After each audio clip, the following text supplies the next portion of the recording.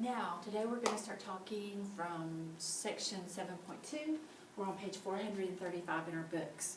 So, we're going to start talking about solving by substitution. Now, if you remember, I told you there were 3 different ways that we solve systems. Number 1 is graphing. That is the way that you have just learned. Today we're going to learn the second method, which is solving by substitution. And then we'll move on to solving by elimination. Sometimes solving by substitution is maybe the more difficult of the 3 methods, but it's certainly not hard. It's not difficult. Sometimes we do have to deal with fractions and decimals, but that's okay. One thing I want to warn you about, because solving by graphing, you're able to easily check your answer in your graphing calculator, and that's okay. Do not think it's okay to not show your work on substitution and elimination. And I've actually had students who, on the test, it'll say, okay, solve these 2 problems or this 2 sets of systems by using substitution. The answer is not in your actual answers themselves, it's in the procedure, you know, the steps getting there. So it's very important to show your steps. And I've actually had students to come to a quiz or come to a test, and they knew how to get it out of their graphing calculator, but they didn't know the steps, and they just figured, well, if I don't show my steps, Ms. Jones isn't going to really count off for it. And they failed their test, and it was a sad day for them. So I want to warn you ahead of time that what I'm actually wanting you to master here is to be able to follow the steps and substitution and elimination both, and be able to solve them as well as you can solve your graphing, okay? But it's not that hard, and especially when we get to elimination. Okay, I'm a geek. That's my favorite way to solve systems. But substitution's not bad either. Okay, so we're on page 435. I want you to look in your key concept box.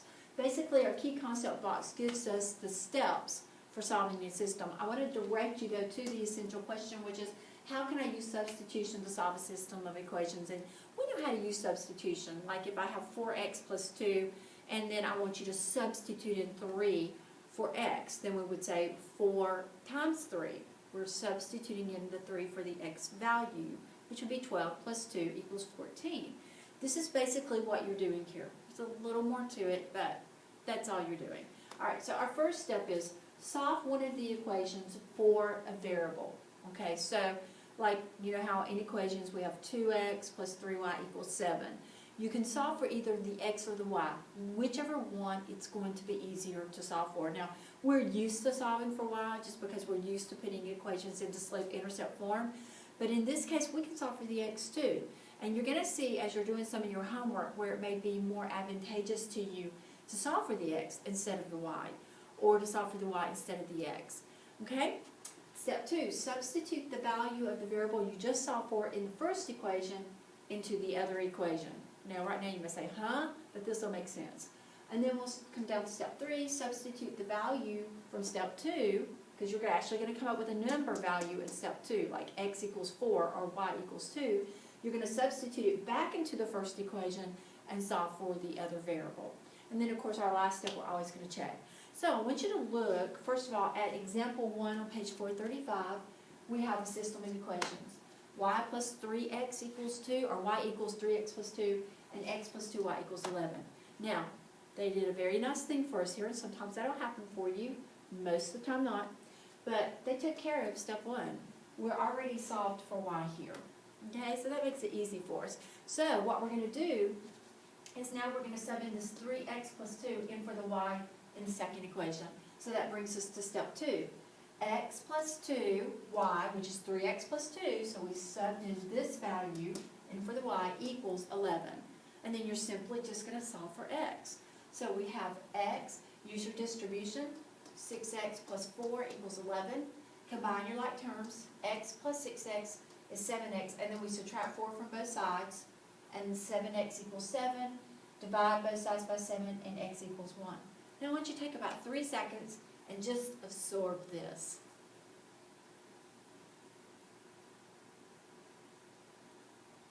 Okay, so hopefully you were able to kind of figure that out. If not, stop your video and think about it for a minute. Sometimes we need to be able to absorb it in. Okay, so now we know x equals 1. So now I'm going to take the first equation.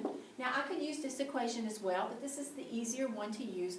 Always go for what's the most obvious or the easier solution in math. Sometimes in math, There's more than one road that we can take to get to an answer, but the goal is to get to the one that makes the most sense, the easiest route, correct? All right, so we're going to take the one, sub it in for the x.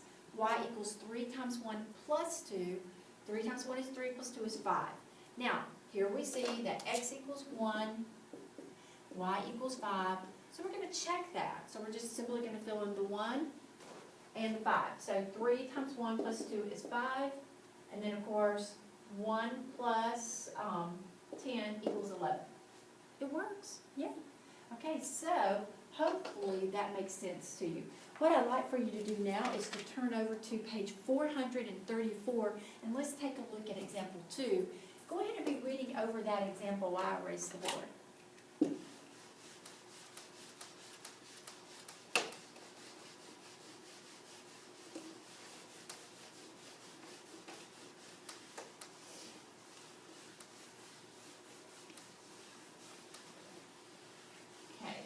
Doesn't want to erase, but I think it's a marker, so we'll just write below it. Okay, here we see we have a system of x minus 2y equals negative 6, and then we have 4x plus 6y equals 4. I'm sorry, it's 4x. Okay, so the first thing I'm going to do is I'm going to solve for a variable in one of these. So I'm going to look at equation 1 and equation 2. Well, if you will notice here, I'm sorry, it's really messy, but if you'll notice here, if I simply add 2y to both sides, I'll solve for x here. And that's really going to be easier than working from the second equation. Because with the second equation, I would have to subtract 4x or 6y and then divide by the numerical part of it. So I'm just going to go ahead and we're going to add 2y to both sides. So we're going to have x is equal to negative 6 plus 2y. Okay? And so simply I just added the 2y to both sides to get x by itself. So there's my step 1. I solved for one of the variables. Step 2, we're going to sub in this negative 6 plus 2y in for the x value in our second equation. So 4 times x, which is negative 6 plus 2y. See, x equals. So we're subbing it in for x plus 6y equals 4. Okay, so now we're going to solve this. I'm going to use distribution.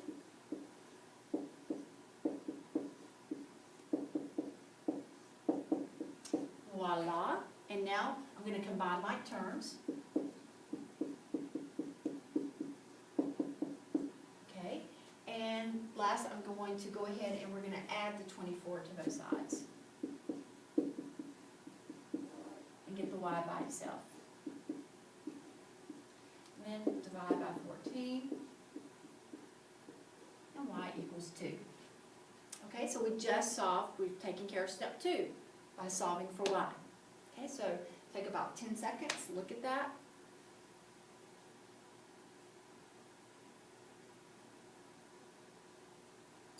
Okay, so now we're going to take this y value, sub it into either equation and solve for x. Well, obviously the first equation looks easier to me, so I'm going to go with it.